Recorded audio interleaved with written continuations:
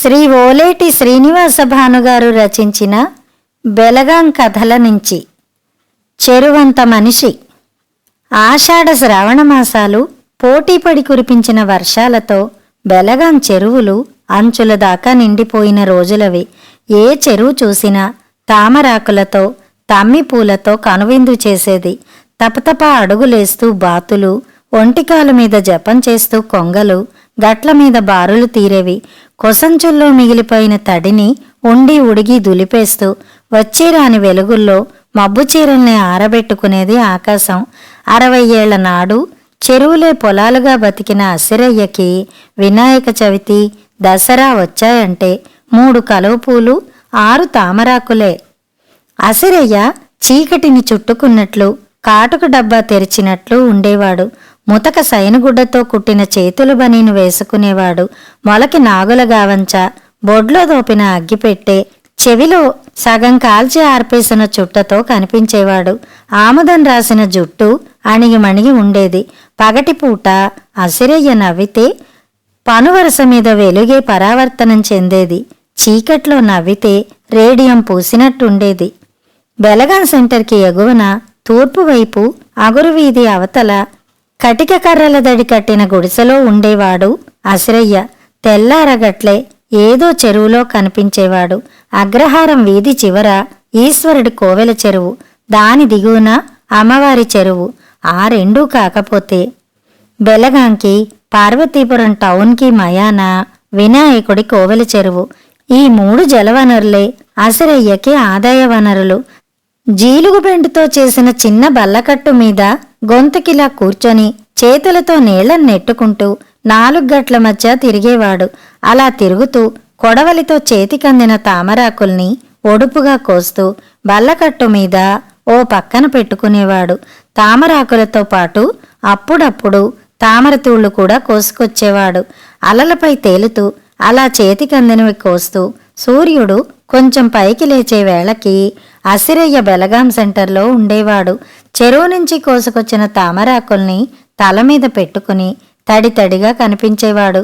సెంటర్ని ఆనుకొని ఉన్న శ్రీపతివారి ఇంటి అరుగు మీద వాటిని ఏరి నారతో కట్టలు కట్టేవాడు. ఇళ్లు మొదలుకొని హోటళ్ల వరకు అసిరయ్యకి చాలామంది వాడకందార్లు ఉండేవారు. వాళ్లంతా అసిరయ్య దగ్గరే తామరాకులు కొనుగోలు చేసేవారు. వానొచ్చినా వరదొచ్చినా రోజు తామరాకుల కట్టలు వేయాల్సిందే. ఎప్పుడూ తీసుకునే వాడకందార్ల కోసం అసిరయ్య కొన్ని కట్టల్ని పక్కన పెట్టి మిగిలిన వాటిని మాత్రం ఇతరులకు విక్రయించేవాడు. 2 చేతులు మోకాళ్ల మీద పెట్టుకుని ఓలమ్మా అని లేచి నిలబడి గట్టిగా ఊపిరి తీసుకుని చెవిసందులోని చుట్ట తీసి అసిరయ్య వెలిగించాడు అంటే ఆ పూటకి అమ్మకాలు పూర్తయినట్టే. అప్పుడు శ్రీపతివారి అరుగు మీద పోస్టు డబ్బా వేలాడదీసిన స్తంభానికి ఆనుకుని భుజం మీద తువ్వాలతో మొహం తుడుచుకుని చుట్టను ఆస్వాదించేవాడు. సరిగ్గా అదే సమయానికి బోడికొండ వెనక నుంచి అగ్రహారం వీధిలోకి కర్రల మోపుల అమ్మకానికి మోసుకొచ్చే కోదువాళ్లు అక్కడ ఆగేవారు. అసిరయ్య దగ్గర అగ్గిపెట్టె తీసుకుని చుట్టల్ని వెలిగించి తీసి అడ్డపొగతో సేద తీర్చుకునేవాళ్లు. అసిరయ్యకి ఏడాదంతా ఒకెత్తు, భాద్రపద ఆశ్వేజ మాసాలు ఒకెత్తు, వినాయక చవితి, విజయదశమి ఆ 2 నెలల్లోనే వస్తాయి. బెలగాంలో కలవపూల బేరాలు జోరుగా సాగుతాయి. ముసుర్లు తగ్గుముఖం పట్టినా ఇప్పుడో జల్లు అప్పుడో జల్లు కురిసే ఆ కాలంలో తుమ్మెదలతో పాటు అసిరయ్య కళ్ళు కూడా కలువ పువ్వుల మీదే వాలేవి. పూల దిగుబడిని రాబడిని చెరువుల వారీగా లెక్క కట్టేవి. వినాయక చవితి నాడైతే కలువ పువ్వులోయి అంటూ అసిరయ్య గొంతుతోనే అడ్డాపుశిల కొండ వెనక సూర్యుడు కళ్ళు నులుపుకునేవాడు. బెలగాం సెంటర్లో వెలుగుల ముగ్గులు పరుచుకునేవి. 2 భుజాల మీద పొడగాటి కాడలతో గుత్తులు గుత్తులుగా వేలాడే కలవ పూలతో కదిలే పూల పందిరిలాగా కనువిందు చేసేవాడు అసిరయ్య. అదే సమయానికి కుమ్మరి లచ్చయ్య అగ్రహారం వీధి చేరుకునేవాడు. వెంకోబరావు డాక్టర్ గారి ఇంటి పక్కనే కోరాడ వాళ్ల భూత్బంగ్లా మెట్ల మీద బంకమనుతో వినాయకుడి బొమ్మలు నిమిషాల్లో చేసేవాడు. అసిరయ్య దగ్గర కొన్న తామరాకుల మీద వాటిని ఉంచేవాడు. లచ్చయ్య చేసిన బొమ్మల కోసం ఆ వీధిలోని చిన్న పెద్ద అక్కడికి చేరుకునేవారు. ఒకవైపు అసిరయ్య ఇంటింటికి కలవపూలు చేరవేస్తుంటే మరోవైపు లచ్చయ్య చేసిన గణపతులు అందరి ఇళ్లకు చేరుకునేవారు. అలాగే దసరా నవరాత్రుల్లో ఆయుధ పూజ నాడు అగ్రహారం వీధిలోని రామమందిరాన్ని, చర్చి వీధిలోని స్త్రీ భక్త సమాజాన్ని అసిరయ్య తెచ్చిన కలువపూలతోనే అలంకరించేవారు. పార్వతీపురం టౌన్లోని దుకాణాలు, బస్సులు, లారీలు, జీపుల కోసం అసిరయ్య తన 2 కొడుకులు పెంటయ్య, అప్పయ్యల్ని వెంటేసుకుని చుట్టుపక్కల చెరువుల్లో కలవపూల్ని ఊడ్చేసేవాడు. రోజులు ఎన్ని గడిచాయో, ఎలా గడిచిపోయాయో తెలీదు. గతంలో ఒదిగిపోతూ అవి రకరకాలుగా మారిపోయాయి.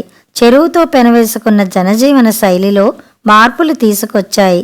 ఇప్పుడు తామరాకులు ఎవరికి కావాలా బావు? ఆటిల్లో జలగలుంటాయట, పురుగులుంటాయట. ఆటిల్లో వడ్డించుకుని తినేవాళ్లకి రోగాలొస్తాయట. ఎవరి నోట చూసినా ఇదే మాట. చదువుకున్నోళ్ళు ఎక్కువైపోనారు. ఆ బాబులంతా కట్టుకుని తామరాకుల కట్టల్ని కొనడం మానేసినారు. హోటేలోళ్లది అదే వరస. సవగ్గా దొరికే తామరాకుల్ని కాదనీసేరు. అడవి నుంచి ఏరుకు తెచ్చిన అడ్డాకులు కొనడం మొదలెట్టేశారు. కాలం రాను గడుసుమీరిపోయింది. సీమ వెండి తప్పైలాలు, కంచాలు పోనావి, స్టీలువి దిగబడిపోనావి. చెరువు నీళ్ల వాడకం అది ఎప్పుడో తగ్గిపోనాది. కొళాయిలు వచ్చేసినాయి. చెరువులకి బిందెలు, కావిళ్ళు తిప్పడం మరిసిపోనారు. ఎక్కడ చూడండి జనాలు కొళాయిల కాడికి ఎగబడిపోతున్నారు. వాడకం తగ్గిపోతే ఏటవుతాది? చెరువులన్నీ మురుగు పట్టేశాయి. ఊళ్ళో ఎక్కడ లేని మురికి ఆటిలోకే సేరిపోయి కంపు కొడుతున్నాయి. తావరాకు దుంపలు చచ్చిపోయి సానా కాలం అయింది. ఆకులు నీవు, పువ్వులు నీవు. ఏటి సేత్తం? బతుకులో బుగ్గిపోసినట్టయిపోనాది. వయసు పైపడి ఒంట్లో ఓపిక, సత్తువ చల్లబడిన అసిరయ్య గతాన్ని తలుచుకున్నప్పుడల్లా నిట్టూర్చేవాడు.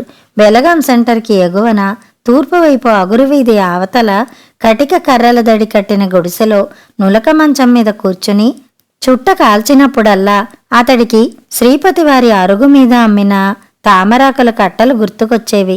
వినాయక చవితికి, దసరాకి ఇంటింటికి తిరిగి అమ్మిన కలవపూలు గుర్తుకొచ్చేవి. తన కుటుంబం నమ్ముకున్న చెరువులు గుర్తుకొచ్చి, అవి ఒట్టిపోయిన పాడి పశువుల్లా మారిన వైనం గుర్తుకొచ్చి గుండె చెరువైపోయేది. దుఃఖం కట్టలు తెంచుకుని కన్నీరు మున్నీరైపోయేది. అలా కుమిలిపోయిన అసిరయ్య మట్టిలో కలిసిపోయి చాలా కాలమయ్యింది.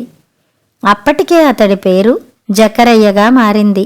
అతడి పెద్ద కొడుకు పెంటయ్య పీటర్గా, చిన్నవాడు అప్పయ్య ఆర్నాల్డ్గా మారారు.